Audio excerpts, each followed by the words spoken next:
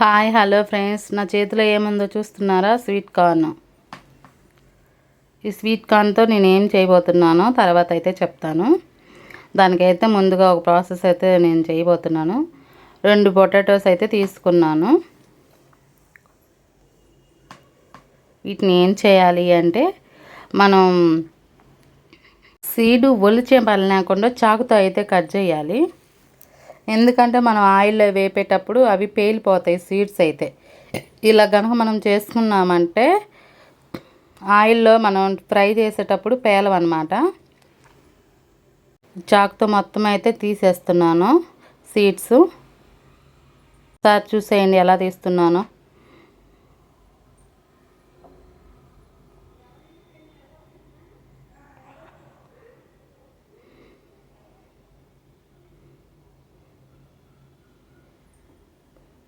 చాకుతో చిన్న చిన్నగా మొత్తం రక్కేసేసుకోండి. అందులోకి మనం కుక్కర్లో కొలిచేసుకుంటున్నామండి సీడ్స్ మొత్తం. వీడియోలో చూపించిన విధంగా ఇలాగైతే మొత్తం తీసేసుకోవాలి కార్ను. మనం దీంతో ఏమైనా చేసుకోవచ్చు వంటలు, రెసిపీస్.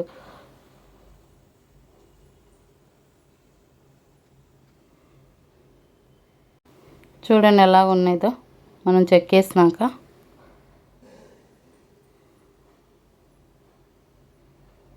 సీడ్స్ కూడా చూడ ఎలాగ వచ్చినాయో. అలా ఉండటం వల్ల మనం ఆయిల్లో ఫ్రై చేసేటప్పుడు పేలిపోవు. లేదంటే ఇంకా దీపావళి పండగే.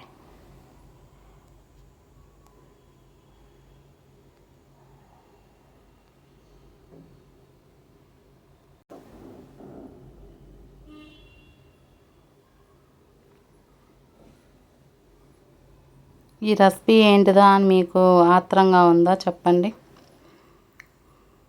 చెప్తాను ఈ రెసిపీ పేరు.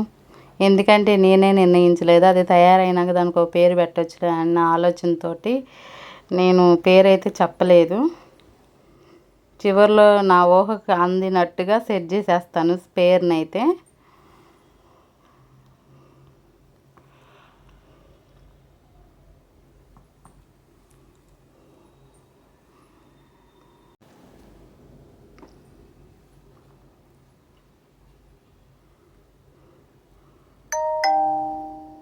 సీడ్ అయితే తీసేసాను. పొటాటోలు కూడా కట్ చేసుకున్నానండి పెద్ద పెద్ద పీసులు. దాంతోనే వేసుకుంటున్నాను.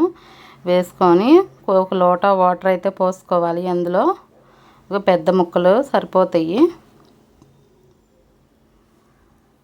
సీడ్స్ కూడా చూడండి ఎలా వచ్చినాయో. ఇప్పుడు మనం ఒక వాటర్ పోసుకుందాం, ఒక లోట వాటరు. కుక్కర్ పెట్టేసుకుందాం. 3 విజిల్స్ అండి. తర్వాత పూర్తిగా చల్లారనివ్వండి. చల్లారిన తర్వాత చేత్తో మెదుపుకోవచ్చు. వేడివేడిగా ఉన్నప్పుడు మెదిపేస్తే మాత్రం మీ చెయ్యి కాలుతుంది. మ్యాషర్ ఉంటే బాగుంటుందండి, నా దగ్గర లేదు, అందుకే చేత్తో మెదుపుతున్నాను. మెదిపిన తర్వాత అందులో కొంచెం సాల్ట్, కొంచెం కారం అయితే వేసుకోవాలి.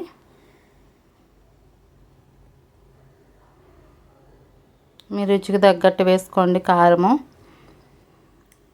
అయితే బాగా కలుపుకోవాలి.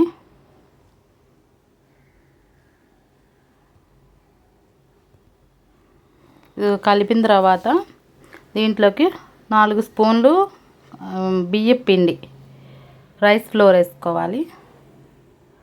అదే 4 టేబుల్ స్పూను మైదా వేసుకొని ఇలా ముద్దగా అయితే చేసుకోవాలి. ఫస్ట్ ఒక పిండి వేసిన తర్వాత మరొక పిండి వేసి కలుపుకోండి. ఎందుకంటే 2 ఒకేసారి వేస్తే ఉండలు ఉండలుగా మారిపోయిద్ది.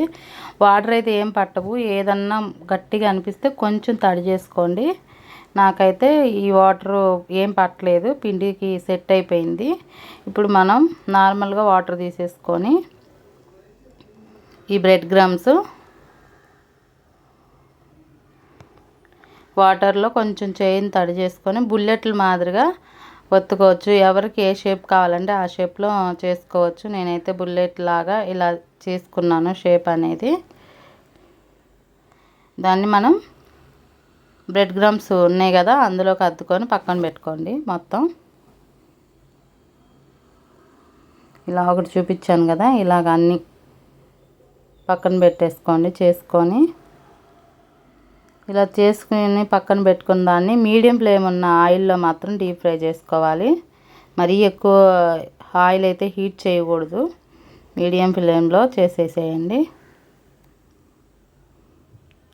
ఒక్కోసారి పేలుతాయండి, కొంచెం ఎడంగా ఉండాలి. పేలుతున్నట్టు అనిపిస్తాయి, అది ఎక్కడన్నా ఉంటే అలా చూడండి. అలా లైట్ ఫ్లేమ్లో మనం ఫ్రై చేసేసుకోవాలి. గోల్డెన్ ఫ్రై వచ్చేంత వరకు చేసుకోవాలి. చూడు మంచిగా కలర్ఫుల్గా ఎంత బాగున్నాయో. దీనికి ఏం పేరు పెడదాం? నేనైతే కార్న్ బుల్లెట్ అని పెడుతున్నాను. మరి మీరేం పెడతారో మీ ఇష్టము.